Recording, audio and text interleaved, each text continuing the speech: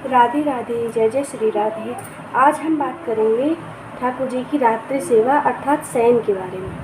तो हमें ठाकुर जी का शयन किस प्रकार से कराना चाहिए। जिनके घरों में सचल ठाकुर जी हैं, अर्थात जिन ठाकुर जी को हम अपनी जगह से दूसरे स्थान तक ले जा सकते हैं, तो उन्हें हमें सैया की व्यवस्था करानी चाहिए और उन्हें सैया पर ही पौड़ाना चाहिए।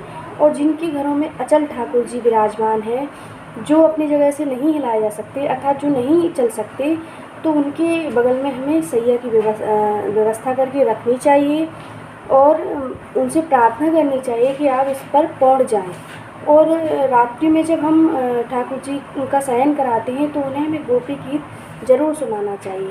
रात्रि में ठाकुर जी के पास 3 चीज़ों की व्यवस्था हमें ज़रूर करनी चाहिए, ज़रूर रखनी चाहिए। एक तो जल झारी, पीने के लिए जल। दूसरा भोग, कहीं उन्हें रात्रि में भूख न लग जाए, जैसे कि मेवा हो गया, लड्डू हो गए इत्यादि, और बीड़ा। ये 3 चीज़ों का हमें खास ध्यान रखना चाहिए और हमें ठाकुर जी की रात्रि सेवा में इन्हें ज़रूर पधराना चाहिए, ज़रूर रखना चाहिए।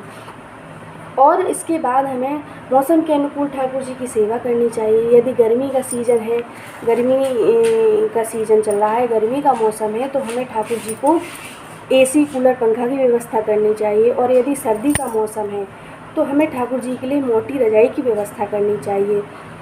फिर उसके बाद हमें गोपी गीत सुनाना चाहिए ठाकुर जी को, जिससे उन्हें और ही आनंद महसूस हो और ही वो प्रसन्न हों और हमें आशीर्वाद दें कि हम भी प्रसन्न रहें। ठाकुर जी प्रसन्न होंगे तो हम तो अपने आप ही प्रसन्न हो जाएंगे, है ना। और ठाकुर जी की रात्रि सेवा में उनकी चरण सेवा भी करनी चाहिए। फिर उनकी श्री मंदिर की बत्ती बंद कर देना चाहिए। बत्ती बंद करने के बाद पट लगा देना चाहिए।